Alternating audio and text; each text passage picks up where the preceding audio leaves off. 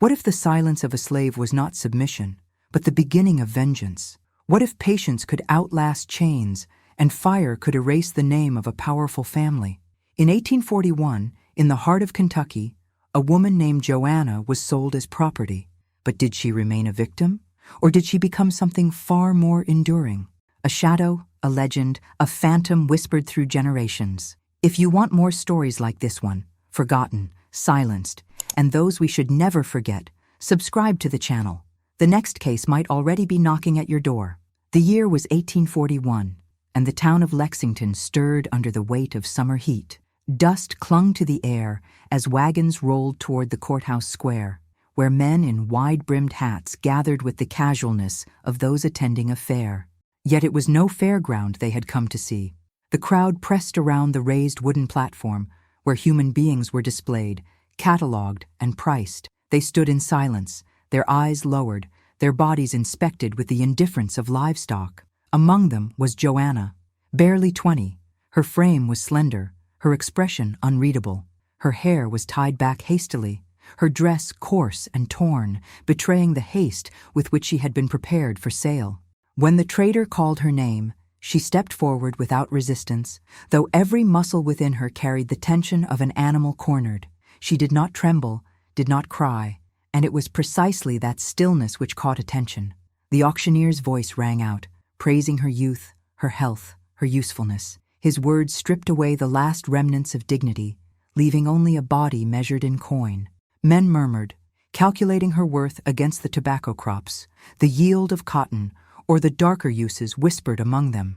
The bidding rose swiftly. Farmers, merchants, and overseers jostled one another, but it was the Hargrove brothers, Thomas, Elijah, and Matthew, who pressed forward with a hunger that was not economic. Their family, already wealthy in land and human chattel, had not come for labor. Their interest in Joanna was of another kind.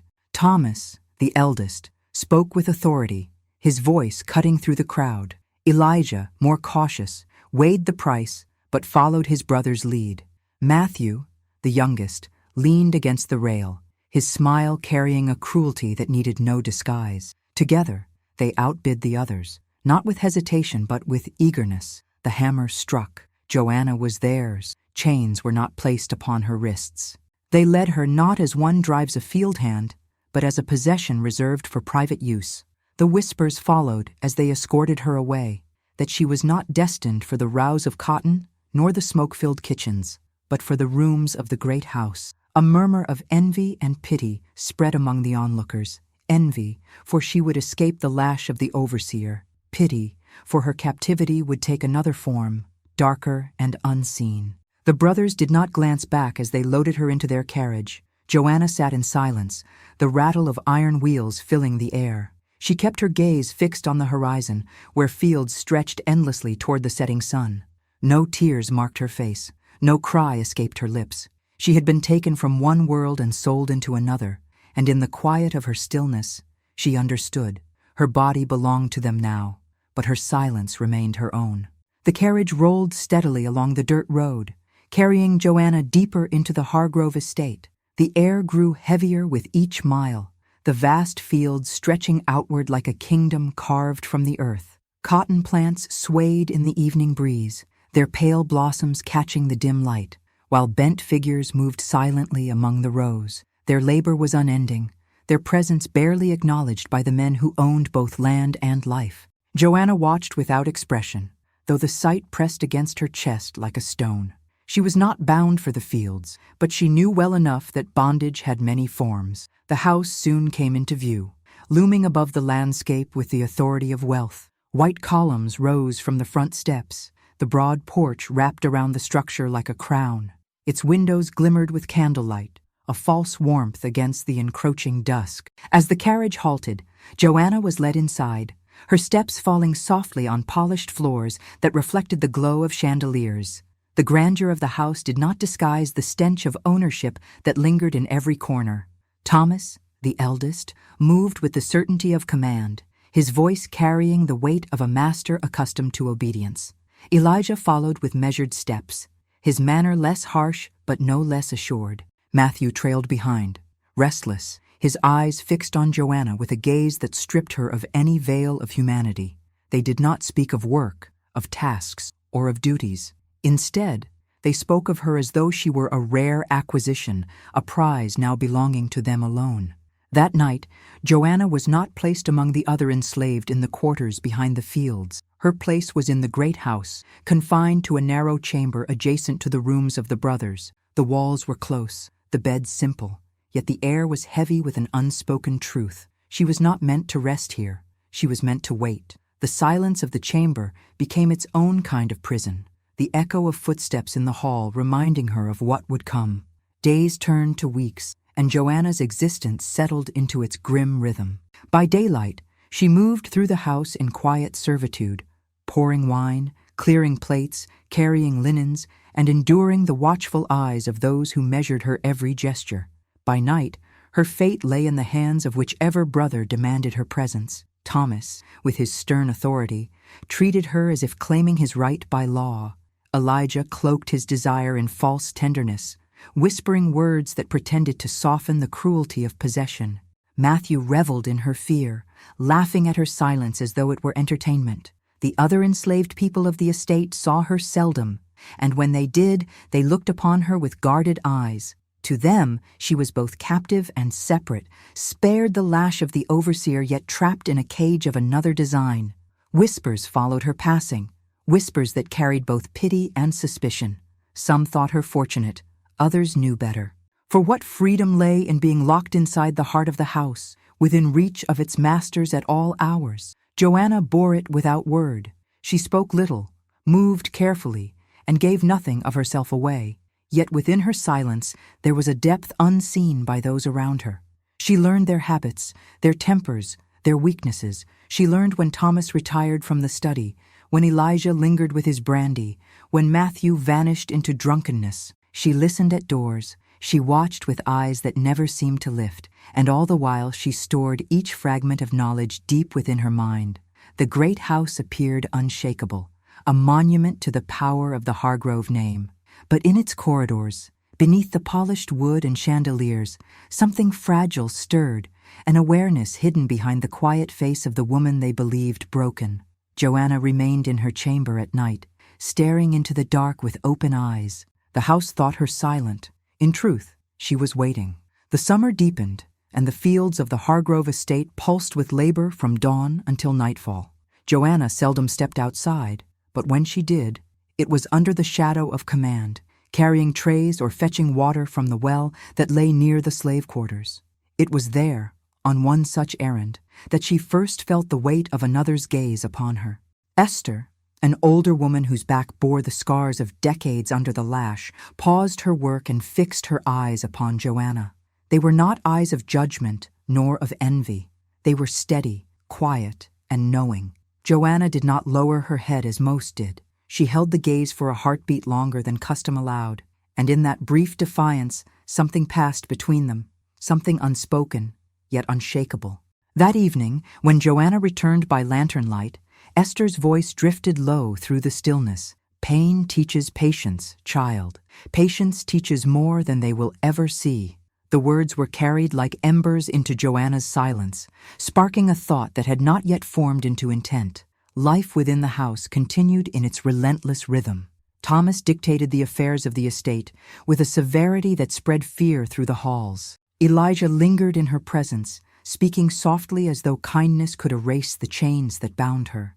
Matthew's cruelty escalated in bursts of drunken laughter and sudden rage. To each of them, Joanna was an object defined by their desire. Yet to Esther, she was something else, a figure marked not by possession, but by possibility. In the kitchens, whispers began to stir. The older woman spoke little, but those near her noticed the way she looked at Joanna with a trace of recognition, as though she had seen this path before in another time, another place. Among the enslaved, words spread quietly, tales of those who endured until the right moment, who turned their suffering into a weapon sharper than any blade. Such tales were not spoken openly. They were shared in fragments, as murmurs in the dark, as warnings or promises. Joanna absorbed these fragments as she absorbed everything. Her silence was no longer empty. It was listening. She watched Thomas grow impatient in his dealings, Elijah linger too long over a glass of brandy, Matthew slip deeper into recklessness. She remembered every habit, every careless word, every weakness laid bare in the arrogance of men who believed themselves untouchable. What had once been mere observation became a gathering of knowledge, each detail collected and hidden like stones stacked in a wall. The bond between Joanna and Esther grew without words. They rarely spoke, yet when they crossed paths, the older woman's gaze lingered, steady as the earth itself. It was in that gaze that Joanna felt a strange kind of strength, not offered, but awakened. One evening, as storm clouds gathered above the horizon, Esther brushed past her and whispered, "Suffering is not eternal. Remember that. When the time comes," then she was gone, swallowed again into the endless labor of the fields. That night, Joanna lay awake in her chamber, the sound of rain striking the windows. Her body bore the marks of captivity, but her mind was alive with the memory of Esther's words. Suffering was not eternal. Patience was a weapon. Silence could be sharpened into something deadly. She stared into the darkness, her breath steady, and for the first time since the auction block, a thought took shape. The house that owned her was not unbreakable. Its walls were high, its masters proud, but even the proudest structures could crumble. And in her silence, she began to imagine how the corridors of the Hargrove house carried their own rhythm, a cycle of footsteps, doors closing, and voices that shifted from command to laughter and back again. For Joanna, the days blurred into an endless sequence of tasks, but it was the nights that carved themselves into her bones. Each evening brought the question of which brother would summon her, which set of hands would claim ownership, which face she would endure in silence. Her chamber became not a place of rest, but a station of waiting, a threshold where captivity pressed closest against her skin. Thomas, the eldest, entered her room as if by law. His authority was not confined to the fields or the ledgers of the estate. It extended into her very body. He carried himself with the certainty of one who believed the world had been created for his dominion. His touch was heavy, unyielding, an assertion that required no tenderness. When he left, the air smelled of tobacco and sweat, and Joanna remained still, her breath even, her silence intact. Elijah followed another manner. He softened his voice when he spoke to her, murmured words that pretended to veil the cruelty of possession in the guise of affection. He asked questions about her past, her childhood, though he never expected answers. His kindness was a mask, and Joanna knew it. Behind his false gentleness lay the same hunger, the same entitlement. Yet she listened to him more carefully than the others, for Elijah spoke without thought when wine loosened his tongue. From him, she learned of debts owed, of disputes with neighboring families, of secret fears he confessed to the darkness while believing she was too broken to understand. Matthew was the youngest and the most volatile. He came not to possess but to mock, to test the boundaries of her endurance with laughter sharp as a blade. He was unpredictable, sometimes violent, sometimes careless, always seeking the thrill of cruelty. To him, Joanna's silence was entertainment, her lack of resistance a game he sought to break. Yet his recklessness betrayed him. He left doors ajar, muttered secrets in drunkenness, revealed weaknesses born of his own arrogance. Within these nights, Joanna's mind sharpened. She gave nothing of herself, but she gathered everything they revealed. Their patterns became familiar, their vices transparent. Thomas's rigid pride, Elijah's need for comfort, Matthew's reckless cruelty. Each of these was a thread she studied, weaving them together into something unseen. She endured, but she also observed. What they mistook for submission was watchfulness. Among the enslaved, whispers of Joanna grew. Though she rarely spoke to them, her presence carried weight. Some pitied her, others distrusted her isolation within the house. Yet none could look at her without sensing that she was not as broken as the masters believed. Esther's gaze, steady and unwavering, reminded her of this truth. The old woman did not need to speak again. Her words had already taken root, and every night of captivity fed them. The great house slept uneasily, though its masters did not know it. In their arrogance, they believed the silence of the woman they owned was proof of their control. But silence is not absence. Silence can be a seed, buried deep, waiting for the moment when it will rise. And as the night stretched on, Joanna began to see not only her suffering, but the shape of something beyond it, faint but growing, like a shadow that lengthens before the storm. The harvest season crept closer, and the estate throbbed with a rhythm of exhaustion. Joanna moved through the days with her usual silence, but within that silence, her thoughts coiled tighter. Knowledge had become her armor, patience her weapon. She had studied the brothers long enough to know where their pride thinned into weakness, and among them, Thomas stood as the first crack in the stone. Thomas carried himself like a pillar of the household, his word as final as scripture. He drank wine each evening after his business in the study, savoring it with the pride of a man who believed refinement set him apart from his neighbors. He demanded Joanna serve it, pouring into the glass he favored above all others, the glass he believed was his by right. She knew the sound of the decanter, the weight of the liquid, the faint trace of oak that lingered in the room. She also knew the woods beyond the estate, where roots twisted into earth and leaves hid secrets older than the plantation itself. There, she found what the old women whispered of, herbs that could sicken, powders that could rot the body from within if taken long enough. She gathered them with care, her movements deliberate, her face unreadable as she returned to the house. Night after night, she added a trace, so little that no suspicion could rise, so little that his decline would seem the slow hand of illness. He drank without thought, raising the glass with the same confidence with which he signed contracts and commanded men. And each time, Joanna lowered her eyes, hiding the quiet fire that burned behind them. The change came gradually. At first, Thomas complained of weariness, dismissing it as the burden of work. Then came fevers, sudden and sharp, leaving him drenched in sweat. His voice weakened, though his temper did not, and he struck harder when frustration consumed him. Yet his strength ebbed. The servants whispered of curses, of restless spirits displeased with the Hargrove name. Physicians were called, offering remedies of leeches and tinctures, but nothing slowed the wasting of his body. Through it all, Joanna remained steady. She prepared his meals, folded his linens, brought his wine to the bedside when he could no longer walk to the study. He looked at her with suspicion at times, though the thought never took root. After all, what power could she possibly wield? She was only a slave, silent and obedient, the least likely of threats. His pride blinded him, even as the sickness hollowed him from within. When the end came, it was quiet. The eldest Hargrove, once unshakable in command, lay motionless beneath the heavy curtains of his room. His face was pale, his lips parted as though in disbelief. The house trembled with grief and alarm. Elijah wept openly. Matthew cursed the heavens, and the patriarch of the family declared it the will of God.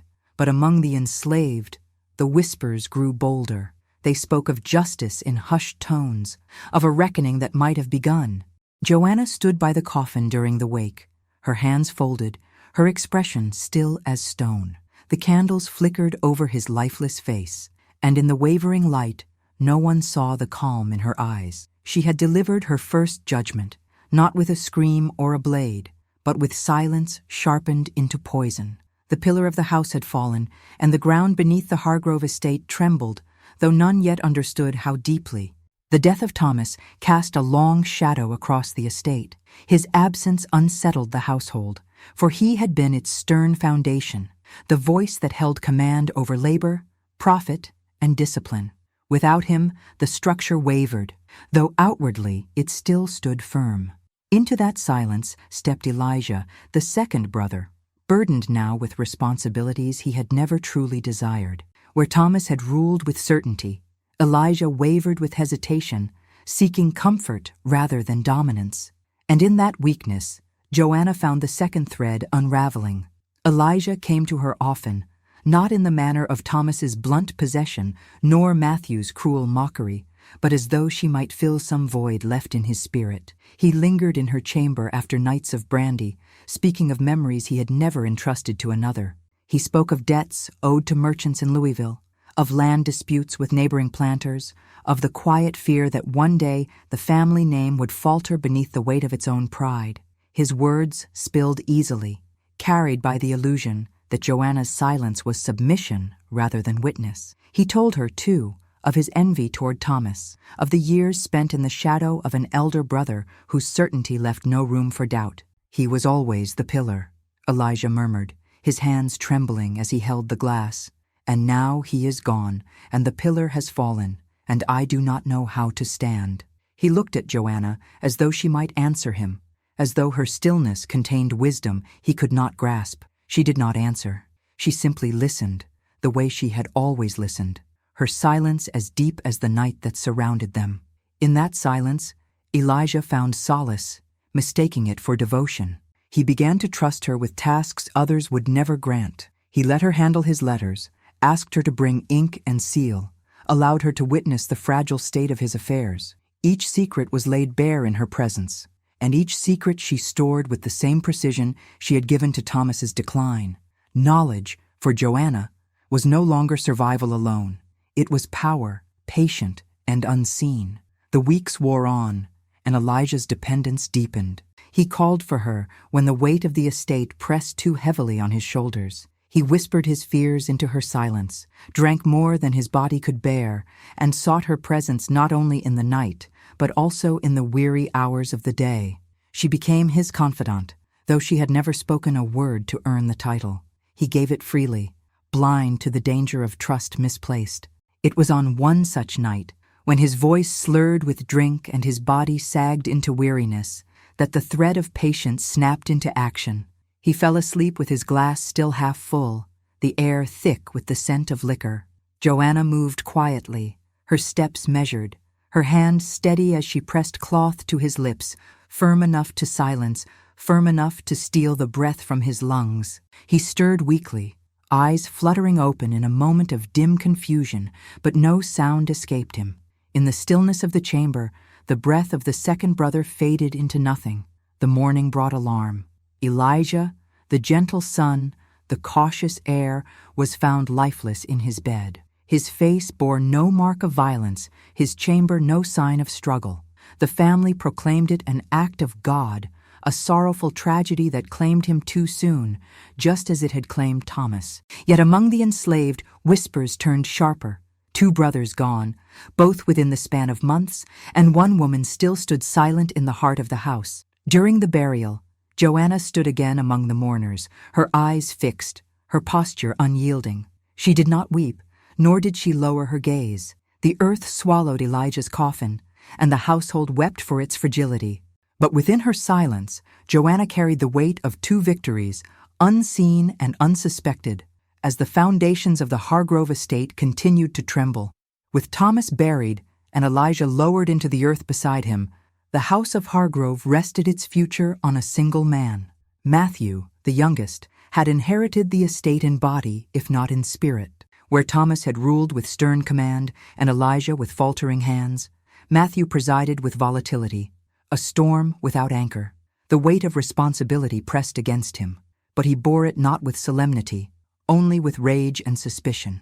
The slaves in the fields felt his fury first. Overseers carried his orders with sharper cruelty, and lashes fell more often, not as punishment but as proof of control. His voice echoed across the estate, harsh and shrill, demanding obedience even where obedience had never failed.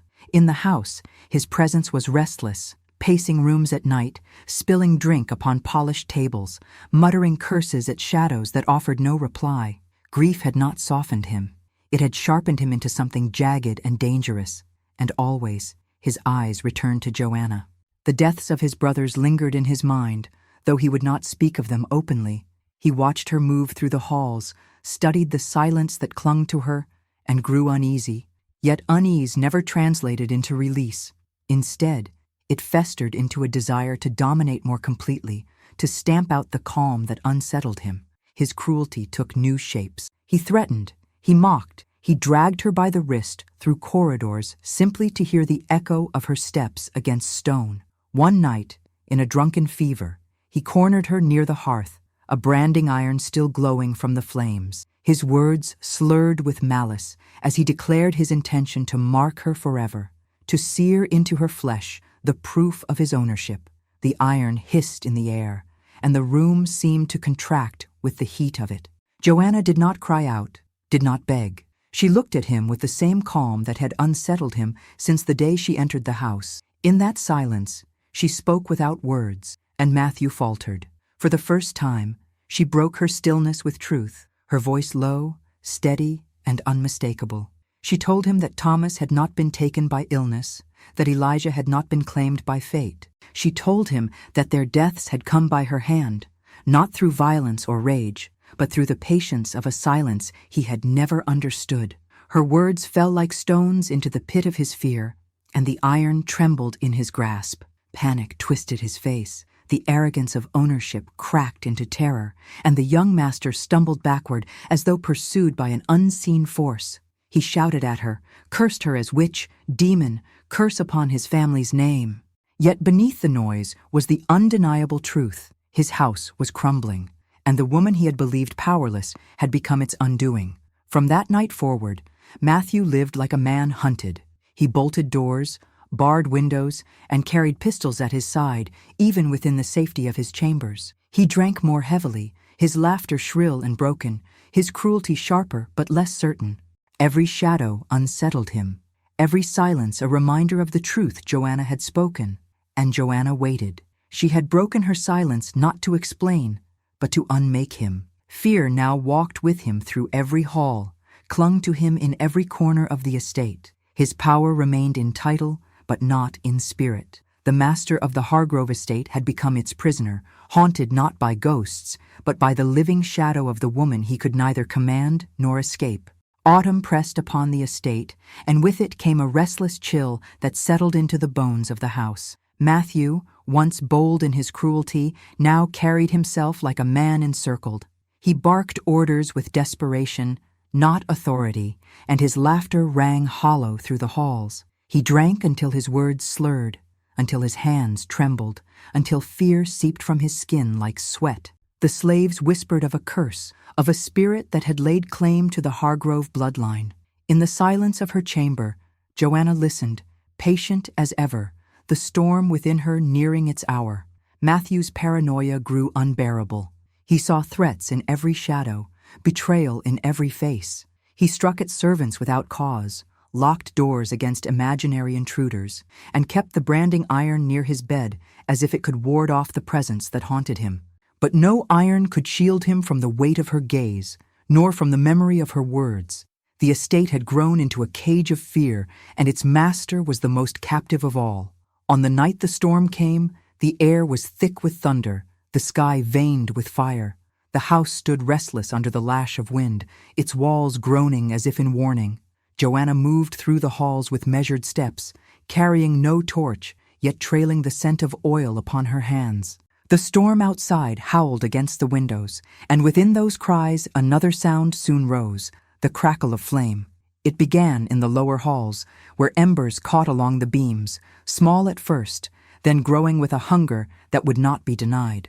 The fire moved quickly, devouring curtains, swallowing wood, leaping upward into the great chambers above. Smoke curled through corridors, and the household awoke in panic. Servants ran, slaves rushed to the fields, shouts tore through the night as the mansion of the Hargroves became an inferno.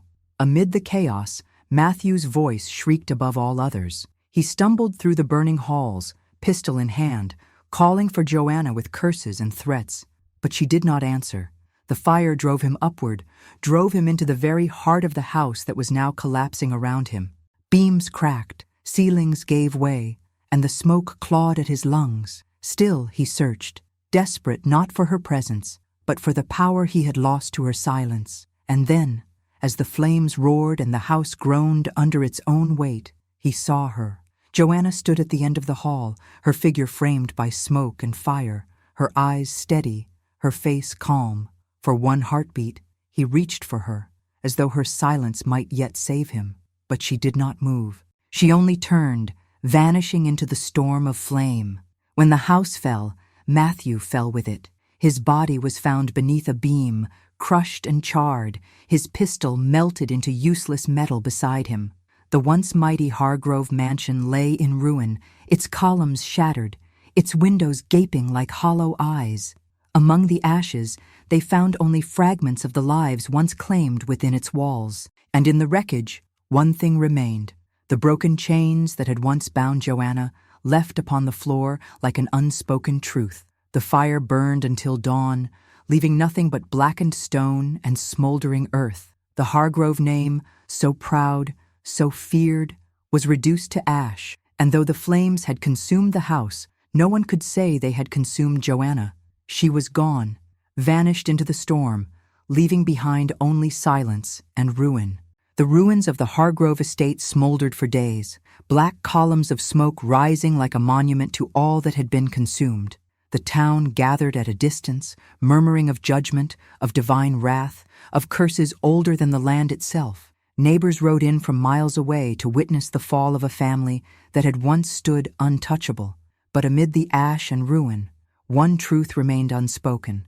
No body of Joanna was ever found.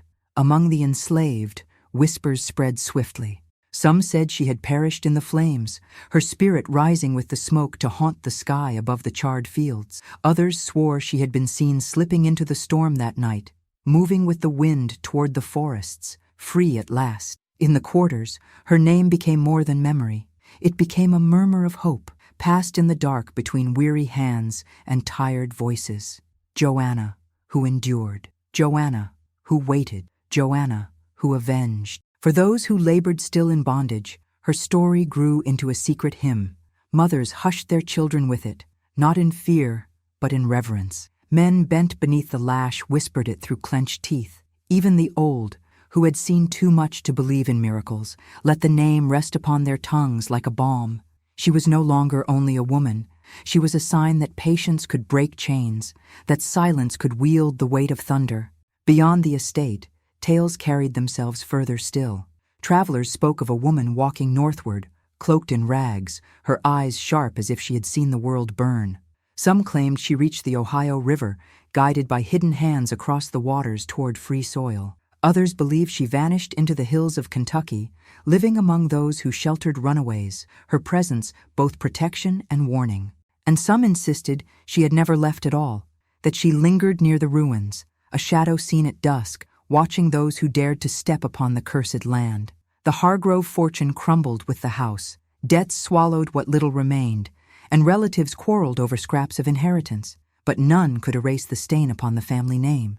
Each time it was spoken, the silence of Joanna followed, a silence that unsettled even those who did not believe. Children shivered at stories told by firelight, of a woman who burned her masters and walked away untouched.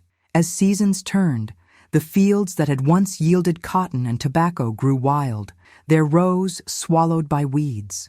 The stone foundations of the great house stood broken, a skeleton against the horizon, and still the whispers endured. Freedom had not yet reached every chain, but in the story of Joanna, freedom had found its voice in silence, in fire, in the patience of a woman who had been made into property and yet remade herself into legend.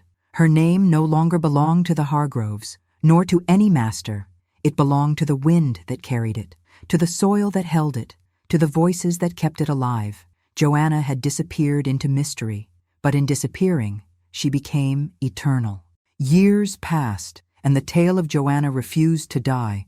The ashes of the Hargrove estate had long cooled, the ruins overgrown by weeds and ivy.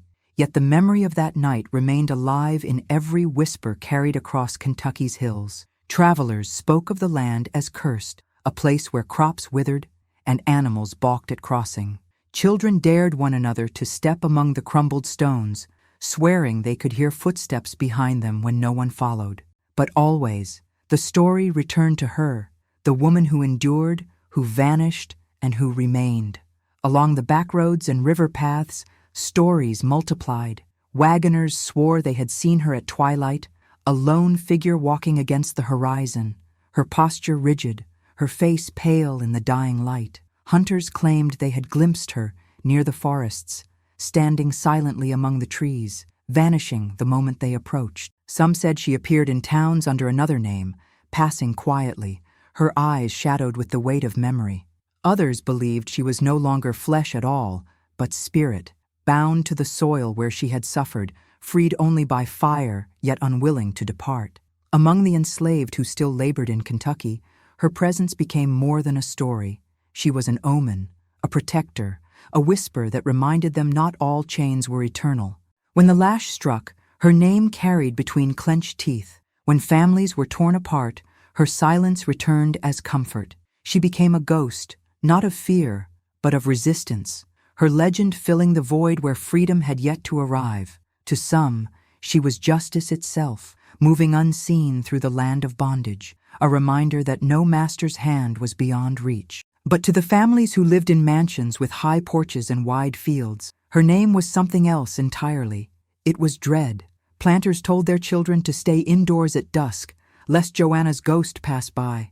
Overseers carried charms and crosses, muttering prayers before sleep, for fear that she would enter their dreams. Even preachers, standing in pulpits, warned of her as a sign of divine wrath, a living punishment sent to humble the proud. Time blurred truth into myth, yet the myth held its power. Some believed she reached the north, crossing the Ohio to find freedom in lands that rejected the chains of slavery. Others insisted she walked still, a phantom on Kentucky's lonely roads, her footsteps leaving no trace, her silence heavier than any sound.